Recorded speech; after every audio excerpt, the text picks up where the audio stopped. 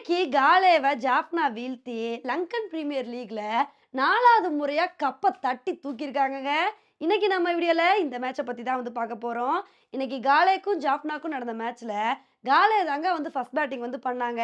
ஹேல்ஸும் டிக்வெலாவும் நல்ல ஒரு பார்ட்னர்ஷிப்ப போடுவாங்கன்னு எதிர்பார்த்தா, இவங்க 2 பேருமே அடுத்தடுத்து வந்து அவுட் ஆயிட்டாங்கங்க. சரி இவங்க 2 பேர் தான் அவுட் ஆனாங்க. பின்னாடி வர ஜனித் லியாங்கேவாவது நல்ல ஒரு இன்னிங்ஸ குடுப்பாருன்னு நெனச்சோம். அவரும் வந்தவுடனே நடை கட்டிட்டாருங்க. இதனால வந்து இன்னைக்கு காலேய பொறுத்தவரைக்கும் 24 ரன்னுக்கே 3 விக்கெட் இழந்து பயங்கரமா தத்தளிச்சுட்டு இருந்தாங்க. இத வந்து பார்த்தோனே நம்ம என்ன நெனச்சோம்னா, அவ்வளவுதான் இன்னைக்கு காலே ஒரு மோசமான ஸ்கோர தான் எடுக்க போறாங்க அப்படின்னு நெனச்சுட்டு இருந்தோம். அப்பதாங்க செய்ஃபர்ட் இருந்து அவர்னால முடிஞ்ச அளவுக்கு ஒரு நல்ல இன்னிங்ஸ் வந்து குடுத்தாருங்க. ஓரளவுக்கு டீசென்ட்டா விளையாண்டுட்டு இருந்தாரு. சரி இப்படியே விளையாண்டு இன்னிங்ஸ வந்து கொஞ்சம் பில்ட் பண்ணிருவாரு.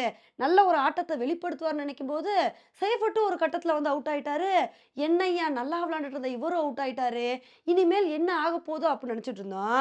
அப்பதாங்க பனுகா ராஜபக்ஷே வந்து ஒரு சூப்பரான இன்னிங்ஸ் வந்து குடுத்தாருங்க. மனுஷன் அதிரடினா அதிரடி பட்டைய கெளப்பிட்டாரு. 80 ரன்னுக்கு மேல எடுத்து நொறுக்கி தள்ளிட்டாருங்க. இதனால வந்து பார்த்தீங்கன்னா, இன்னைக்கு காலை 20 ஓவர் முடிவுல 184 ரன் வந்து எடுத்திருந்தாங்க.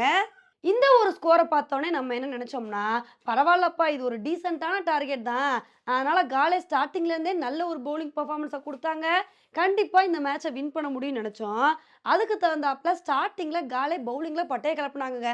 ஃபர்ஸ்ட் பால்லே வந்து எப்படியோ 10 நிமிஷங்களோட விக்கெட்ட வந்து எடுத்தாங்க. சரி இதே மாரி அடுத்தடுத்த விக்கெட் எடுத்தாங்க அப்புட்னா, கண்டிப்பா இந்த மேட்ச வின் பண்ண முடியும்னு நெனச்சோம். அப்பதாங்க குசால் மெண்டிஸும், ராசோவும் வேற லெவல் பார்ட்னர்ஷிப் வந்து போட்டுட்டாங்க. 2 பேருமே அதிரடினா அதிரடி, பயங்கர அதிரடியா விளையாட ஆரம்பிச்சுட்டாங்க.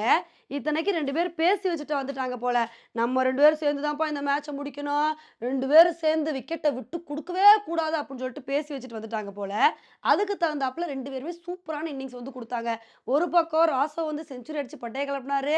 இன்னொரு பக்கம் குசால் மெண்டிஸ் வந்து ஹாஃப் செஞ்சுரி அடிச்சு பட்டைய கெளப்பு அப்படின்னு சொல்லி 2 பேரும் சேர்ந்து அதிரடியான ஆட்டத்த வெளிப்படுத்தி, இந்த மேட்ச வந்து 16வது ஓவர்லயே ஜாஃப்னா ரொம்ப அழகா 9 விக்கெட் வித்தியாசத்துல வந்து வின் பண்ணிட்டாங்கங்க.